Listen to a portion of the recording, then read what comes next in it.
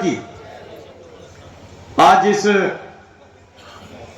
मेरे लिए ये पूजनीय भूमि सरदेव मनोहरलाल जी की जन्मस्थली, इस पर आकर के मुझे गौरव की अनुभूति हो रही है। और एक इतनी विशाल संख्या में आप लोगों ने यहां पर आज इस पवित्र दिन, जिस दिन सूर्य उत्तरायण हो रहा है, एक बहुत बड़ी खगोलीय घटना, आज कुंभ की शुरुआत हो रही है। एक नए प्रकार का पूरी समाज के अंदर, प्रकृति के अंदर एक नया बदलाव हो रहा है।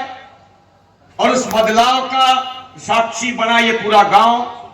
सर्वप्रथम मैं इस गांव के शहीदों को नमन करता हूं कि जिन्होंने इस देश की आजादी के लिए, इस देश की सीमाओं की रक्षा के लिए अपने प्राणों की, आजादी को अक्षुब्ध रखने के लिए अपने प्राणों की आहुति दी।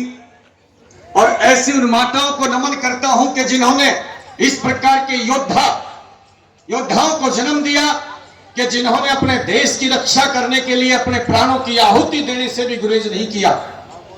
मैं उन पिता तुल्य बुजुर्गों का नमन करता हूं कि इस गांव के अंदर एक ऐसे महापुरुष का जन्म हुआ जो कालांतर में इस प्रदेश का मुख्यमंत्री बना, और एक बड़े बदलाव का, एक ऐसा बदलाव जिसकी इस प्रदेश को वर्षों से आवश्यकता थी।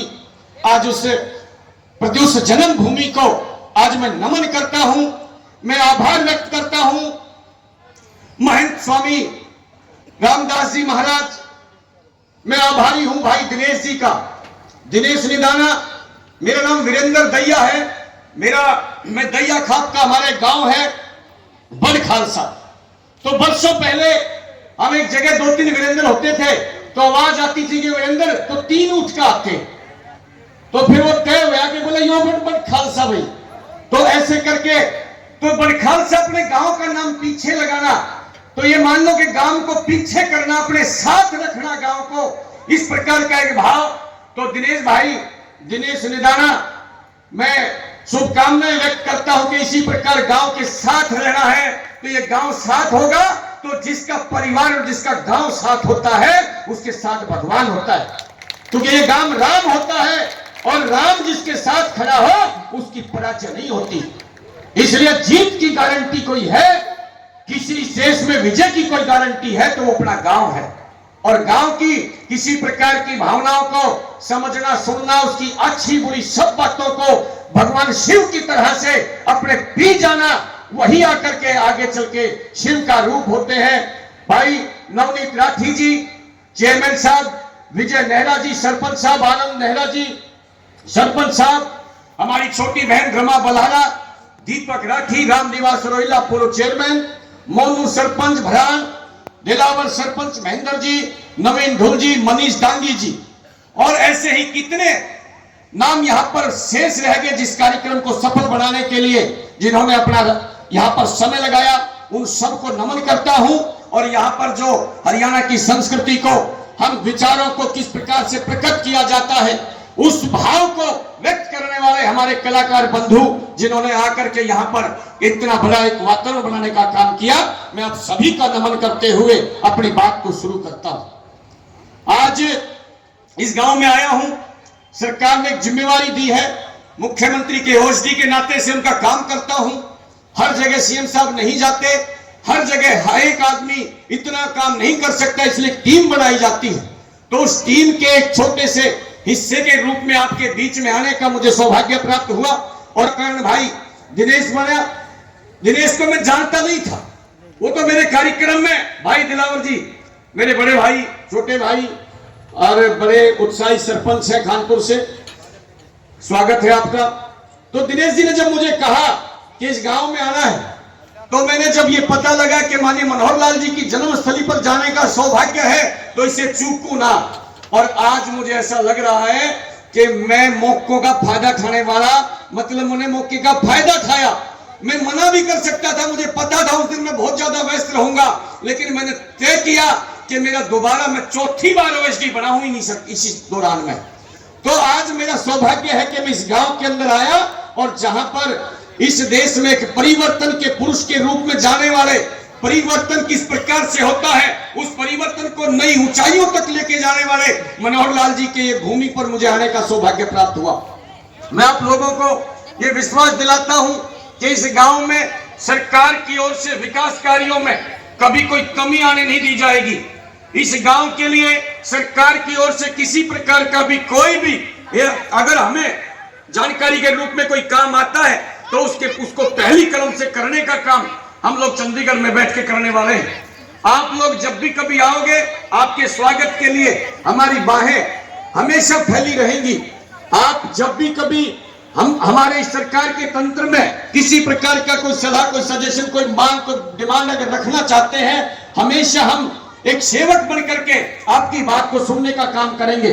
इस देश के अंदर, इस प्रदेश के अंदर जिस प्रकार से नेतृत्व मिला है, केंद्र में नरेंद्र मोदी, इस देश का एक मूल चेहरा, एक ऐसा चेहरा कि जब हम विश्व के अंदर अपने आप को देखते हैं तो ऐसा लगता है कि जैसे मैं बोल रहा हूं, ऐसा लगता है कि जैसे हमारी वेशभूषा के अंदर एक पहला प्रधानमंत्री ऐसा मिला कि जो देश की वेशभूषा को धारण करके और देश की लाल किले की प्राचीर से इस देश को संबोधित करता है और पूरी दुनिया जिसको सुनती है। एक ऐसा प्रधानमंत्री जिसने इस देश की संस्कृति को पूरे विश्व के अंदर गौरव के गान के रूप में बदल दिया। एक ऐसा प्रधानमंत्री जो शक्ति का स्वरूप बन गया। एक ऐसा प्रधानमंत्री कि अगर आज पूरे विश्व को अगर किसी नेतृत्व को तलाशना पड़े, ढूंढना पड़े, तो मैं कहता हूं कि नरेंद्र मोदी जैसा देश दुनिया के अंदर कोई शख्सियत ऐसी है नहीं और पूरी दुनिया उसको अपना नेतृत्वकर्ता बनाने के लिए तैयार बैठी।